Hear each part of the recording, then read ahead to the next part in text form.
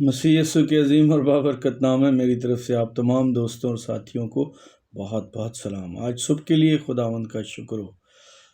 मेरा नाम पादरी अकरम अलीम है और मेरा ताल्लुक़ हैदराबाद सिंध से है। दोस्तों, आज सुबह खुदावंद के कलाम मुक़द्दस में मैं पढ़ना चाहता हूँ 2 शमूएल और उसका 19वां बाब और उसकी 27वीं आयत। यहाँ लिखा है, सो उसने मेरे मालिक बादशाह के हजूर तेरे खादम पर बहतान लगाया, पर मेरा मालिक बादशाह तो खुदा के फरिश्ता की मानद है, सो जो कुछ तुझे अच्छा मालूम हो सो कर। फिर ज़बूर 15 और उसकी 3री आयत में भी लिखा है, वो जो अपनी ज़ुबान से बहतान नहीं बांधता और अपने दोस्त से बदी नहीं करता और अपने हमसाए की बदनामी नहीं सुनता।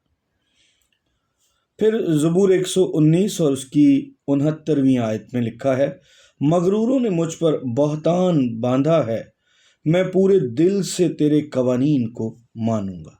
बहतान हमारी आजकल की ज़िंदगी में बेहद ख़तरनाक बात हो गई है। हर दूसरा शख्स एक दूसरे के ऊपर बहतान लगा रहा है और ऐसा ज़बरदस्त बहतानबाजी कर रहा है कि जैसे वो पूरी तरह से इस बहतान लगाने की वजूहात को भी जानता है।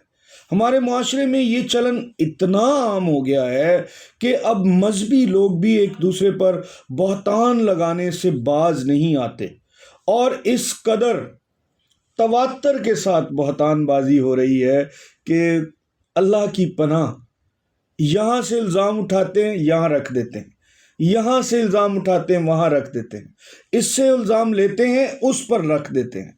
यानी बहतान लगाना कोई बड़ी बात ही नहीं है, ये तो बहुत आसान ज़रिया बन गया है दूसरों को बदनाम करने का। लेकिन क्या ऐसा करना चाहिए?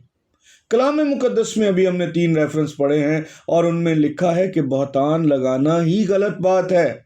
जिन्होंने लगाया उन्होंने गलत किया। हम बहतान लगाने में सबसे आगे हैं। बगैर किसी इन्वेस्टिगेशन के, बगैर किसी के बारे में दुरुस्त मालूमात लिए हम लोगों की ज़ात को इतना उलझा देते हैं कि ख़तरनाक हद तक दूसरों के घरों में आग लगा देते हैं। बहतानबाजी की वजह से बेतहाशा घर टूटते हैं, बेतहाशा ख़ानदानों में नफ़रतें बढ़ती हैं। लेकिन जब उनकी सही तरीके से इन्वेस्टिगेशन की जाए तो एंड में कुछ ख़ास नहीं निकलता। इब्तदाई ज़िंदगी में जब हम भी ना तजर्बेकार थे तो हम भी ऐसा कर रहे थे और ऐसा ही काम जारी था। लेकिन अब तजर्बों के बाद 30-32 साल की खिदमत के बाद देखा कि इल्ज़ाम लगाने वाले तो बाज़ औक़ात बिल्कुल ही झूठे होते हैं और 0% से ज़्यादा किसी की ज़ात में गुनाह या नुक्स नहीं होता और वो 100% इल्ज़ाम लगा देते हैं। इल्ज़ाम के बुनियादी, बहतान के बुनियादी मानी मैं आपके सामने पढ़ना चाहता हूँ। इल्ज़ाम लगाना पहला मानी है बहतान का। दूसरा है इल्ज़ाम लगना, यानी यहाँ से उठाना और इस पर धर देना। और तोहमत लगाना, यानी किसी की ज़ात को आलूदा करना, तोहमत लगाना, उस पर बुराई रख देना, तोहमत लगाना।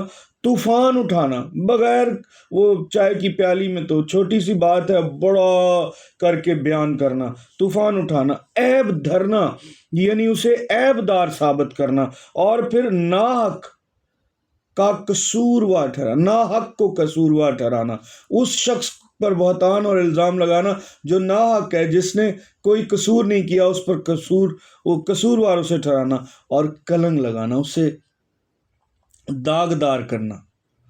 कितनी बुरी बात है कि हमने माशरे को कितना गंदा कर दिया है बहतानों की वजह से।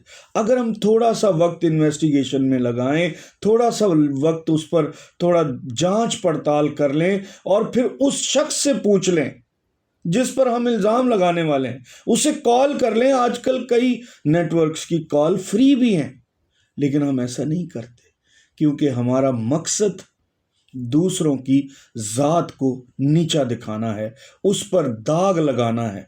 ये अच्छा अमल नहीं है। जैसा करोगे वैसा भरोगे। ज़रा सोच समझ कर हम बहतान लगाएं और बहतान लगाने की वजूहात पर गौर करें। بلا وجہ لوگوں کی زندگیوں کا جیرن بنانا، اس سے خدا سخت ناراض ہے اور ناپسند کرتا ہے۔ Thank you, God bless you.